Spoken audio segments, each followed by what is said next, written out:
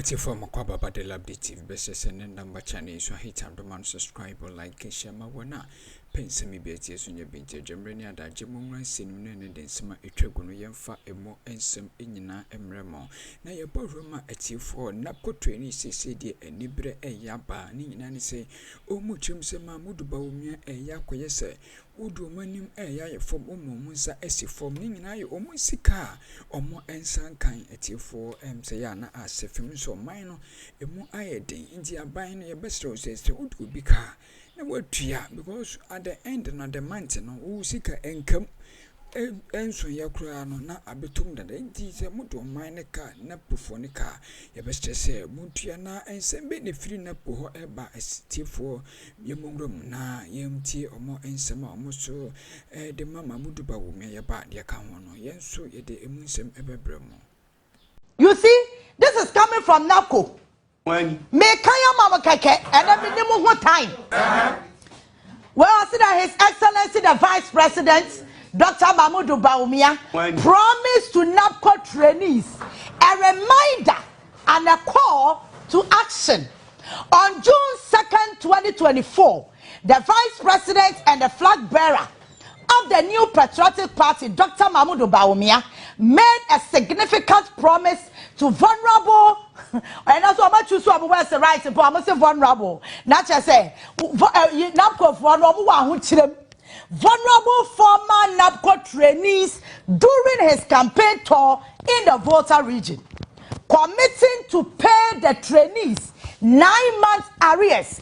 However, weeks have passed without action, and silence has followed. Now say, Isikana and Kiaye, Obiaswa Akananwatum. As a result, vulnerable trainees in a critical weekend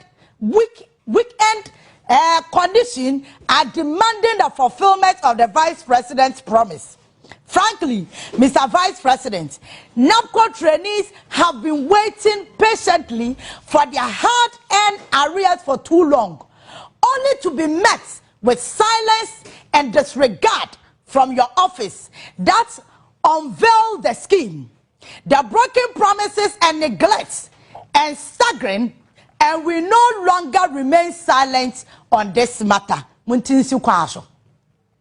Your Excellency, we remind you that NABCO trainees are struggling in this difficult economic climate, which your administration is responsible for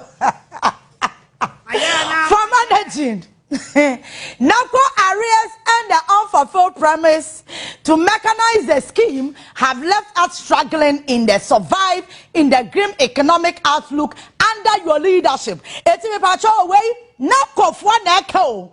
Sir, amamwanu nkwaye na mo man na ya den. Na ya MPP aban na nkwaye enye ya titi na ka we ne. We ye NABCO. Mr. Vice President and flag bearer, we urge you to honor your promise and release our outstanding arrears without further delay. We demand the immediate payment of our outstanding arrears. Your negligence is a slap in the face to our dedication and hard work. It is time for action, not just words. Pay us what you owe as promised. Thank you, signed Nana Techi Eric, Wano, NA Public Relations Officer. Ede NABCO trainees aban ede wamoka boso menkron no antuaye me pa choti asabi so we can release no proper NABCO for person mo ka kira aban sai aban na mo aye din a ekom de wo mo no aban ne na aye enya ya me ya bi gira he ma ye me mu mai eti NABCO for ka kira aban sai dia wado mo ka ni nyina achi no wasama omani mo ya dia makom de wo mo eti anya hwe kra no senka wo musika kra na aban dia ma wo mo a enka kom ade wo mo no omenya bia to aduane adi esensa amammo ni nkoye na kana fo so dodo ho kire wonti emwa kra wonya bi mfiri obi ho me pa chawo we enya ya titi ni onua na eka o we eye a press release someone from NABCO trainees na wonim de entia ama press release we make catch am so omuntinsi kwa so because yabre for some back room ha. I shall say yeka. 1 more casam go for the big child who did yatem. Sa banya Pendream momo. Na ye gusu kasa adwuma no kwa anya papa. Mebwana. Afede e ba ne sai. Ade na kwate ba yira homam. And then NABCO any apreso amu ya vulnerable. Like seriously, and then NABCO trainees are vulnerable. Do you understand the word vulnerable? Don't make me laugh, you know, because one kasa no mu ya funny. I told her be a Ghana for who. Yamaya who cry my politics and see yentimi nyini ye. One kasa which one would himself come. Ya can't ya be more man ko yeso ubuafu because what change was all young people ni what change yourself ya your party be ni ntino what da Seven previous NABCO for report here by ye omo call independent square dada no omo march no no mo nim say be wie say le ya wan omo no mo nim say na wie ye nie and that NABCO trainees ne say amuya vulnerable chasa wama braba no obutim no omuni kabafo bia o oma ya mobo we ya proper yaya mobo dodo proper one padio because who use what they na NABCO for use wa mom ho no e kiro bia wa ya mobo no ni kamafo bia vulnerable yaya mobo wakana oni kamafo yaya mobo wakana NABCO, money baby, Muntinsi Road. Why? Muntinsi Road, I got up and you for catch me some more yak fitted. More ya exercise, more ya walk, more bra, more that. You know how we are, why I ya bra Ghana? Because how na a dian sono, and ya no na Ghana penny for, and the card you do more than that drama come so. Oh, I'm no more doing something else. Omo jibi bi fufuro enti enye dia bi no mienu ewo ya dwemu ana atsebia ye namu no enye no na Ghana panyefo adwen ho enti ene NABCO si wo ma ye vulnerable na Dr. Bawumia be promise wo so obetu omo sika ma omo sika na emai wo sha the assignment NABCO for kwa de na yo omo yamo ene say obi akena no atum chese Bawumia be ka asem no wie ye no wasan cry silence just one ka ho he mama mistiano yey mistiano emani she e toda bi Ghana fo ho momia for politics nto nchen kakra ana wonim say Dr. Bawumia asem no ka kire wo mo no o ka ne seche sika no mo tuye ani o mo mistiano emani womu see omu na immediate payment na moka no Bawumia obafa we pese mo first year no money ana wunim they are using some words I think say Godwin so be depends our words na vulnerable silence and negligence when chasa Bawumia wamia na no and was a yin and yamomo just one omo so omo nka Bawumia agenda bia ho Bawumia agenda bia ni wa NABCO trainees no say wo mo so omo nka Bawumia agenda ho and you see NABCO for any abre because Dr. Bawumia ko obuno isa nurse for no ko bisa wo mo Allowance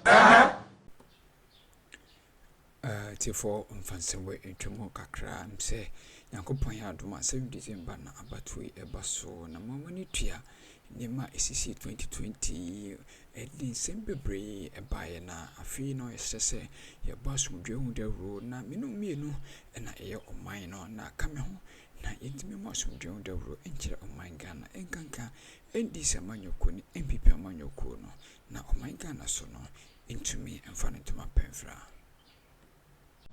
Bawumia was able to instruct the finance ministry to pay the arrears. We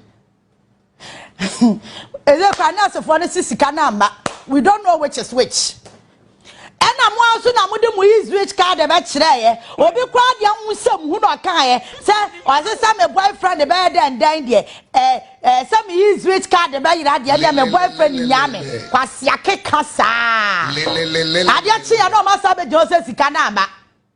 Do we even care? We don't even we don't care. Some of my culture one day self one say, "Wow, who be see have you?" In front me who work out to office. Me ama be pamu. Me ama pamu. Maybe office one day my culture be asama mama ho. Because my who say mumu hiamwa. You don't need help. I did 2-3 days no masaba. Sikano cry and reflect it. No means. It's enough for now. We said that Bawumia take advantage of them. Because I do not see region any voter. I shall boss or buy ya Sikano. What move it to yen? Mufestiano, Emani. Toda biayana mume muya ya. Mume muya ya passe or mind to say Ghana. Ya tuno krachene enya di nkontomposi akonwa so eti na wani abre na wo ka dia bebo man Ghana wo na wo ya targets ni apan wo wo na ma na wo ya obi ahi keke nipa no ugodi na duane o wo ya be ma wonje nipa ne gay wo ya ba wonje ne boy wonje ne kunu ba wo ye na shi because na twenche ne sa wa kan sem bia e affect me political party. He is smart. Me pacha ye yo man sana enti nipe wo sori anope woni di yo what was sisi ye wo twen 010 obo timing na ebo be 233 ho a so agobe no benya awadi no wada obo 010 eso what na no din ono na ya ade wa tamdie ho nyame ya na adom no nya 5 cd data obo post asia no abedi di watam. Afena mo chura letter ten. Me makayo producer ya wie ya djuma me boa. Ya kan mo pa mo Chھیsé kuro. E fire ho. Ya mobo wakana. Ah? E fire ho. Mo Chھی sé road. Ya mo pesia ya no eno an ya ya ma mo no ya kan release na wie. Asu said that about me obetue o. Se won tue o. Mo ya ma dwensa mo ntiasia ma no kura nya adwuma wo Ghana ha ne de ye nyina eti kuro nim. Krobe hu bahabe hu. Mufestiano, Emani. Sama ya ma adwen sa mo mpene. Ema no kura nya adwuma wa Ghana ha.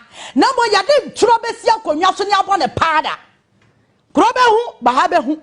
Ye nyina ye te ha. Obi abebra bi. The World Bank gave us $638 million from our third tranche. Yeah. In 2 weeks, it got finished by BDCs. You know why? Because they import crude. And once they want to import, they don't import with your Ghana CD. That's right. They need the dollar. Dollars. There will be pressure on your CD. Because they will, when they are selling it at their stations, they sell it in CDs. So they have to convert the CDs that they've sold into dollars. That makes your dollar, your CD currency very weak. And that's how come now Ghana is among the top 3 currencies in the world with poor ratings. So my point is that if you know, there's a saying also in Dagbani that if you don't wash a sore, you don't apply medicine. The basic problem is that we demand so much dollar to import crude. If Dangote, an individual, can open a refinery, if in 60 years ago, Kwame Nkrumah thought at that time we didn't have oil, that we needed our own refinery. How dare we as a country? We have large quantity of oil. After President Mahama discovered 2 more oil fields for you people, yet you cannot make TOR a functioning body. In fact, it took private individuals to even come and tell us that we needed it. Up till now, from 2018 till now, we haven't even done a single block towards the construction of a refinery. We've paraded the TOR with our party boys. They've squandered resources. It's now on its knees. It hasn't processed even a single crude in the last 8 years. Yeah. So as we are looking forward, you have a 4-year mandate. How are you going to get TOR or other refineries to work? Good. And then by extension, improve upon the strength of our city? So first of all, that's why I said you must induce investment. I told you that I'm doing a work on foreign direct investment impact on your domestic market. Look, how did we get America? Something they condemned now extended. Now it's in Kumasi, I'm told. Yeah. Look, people are willing and ready to invest in our petroleum sector. In fact, it's one of the sectors that has surety. The Ghanaian petroleum sector. There's future in it. I thought people were leaving. I thought investors were leaving. You know why they are leaving? Regulatory frameworks, bureaucracies, political witch huntings.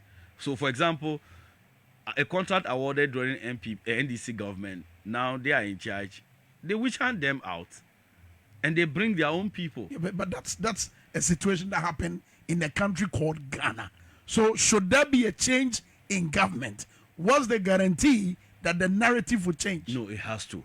You see, it has to is not the same. No, it will change. Let me tell you something. Right. When you have the hindsight of having held something and lose it and getting it back, you will be different. Do you get what I'm saying? President Mahama has seen it before. He knows the mistakes he did. Coming to get it, and then look at the struggle he's going through to get it once again. When he gets it, to be different. So I'm just saying simply that all we need, you can't tell me that you are spending over $3 billion on refined oil a year, and yet you don't plan on getting oil refinery. Does it make sense to you? It doesn't. Are we so poor that we cannot set up? Look, Dangote own is just less than $613 million oil refinery. Are we saying that Ghana, we are so broke we can't afford I that? get a feeling you're saying beyond Tema oil refinery, we can set up others. You see? Is that what you're saying? That's what I'm saying. In fact, the oil refinery setup should even go to Western region. We should go to Western region. Reason being that, one, we have what we call localization of factories, setting of factories. You set it closer to where your primary raw material is coming from. And the primary raw material, bulk of it is coming from Western region. That's why people were proposing that GMPC headquarters should be moved to Western region. The reason was because of localization. So my point is that to address this CD free fall, and it will fall further, let me tell you the truth, because the IMF told the government of Ghana that they should let the CD fall to its natural position. You know, they normally use short-term liquidity measure. Yeah. Bank of Ghana just pump in dollars for BDCs to go and buy, then they are cash trapped. When they need, they will go and borrow. Now we're out of the capital market. We can't borrow recklessly like we used to do because we're under a program. are coming there. Do you get my point? So if you are able to set up a proper refinery, working refinery, in fact, that builds on inclusivity, not party foot soldiers. You must build it on competence. It must be on merit, and it must include all relevant stakeholders in the industry. Look, we'll be able to achieve significant amount of foreign reserve. And the third and the most important one I want to talk about on primary export has to do with our good. Look, we have basic things when you are doing licensing, prospectus, and all those things, recognizance licensing.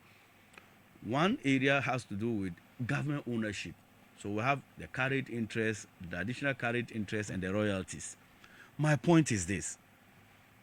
We have always, Ghana, relied on carried interest.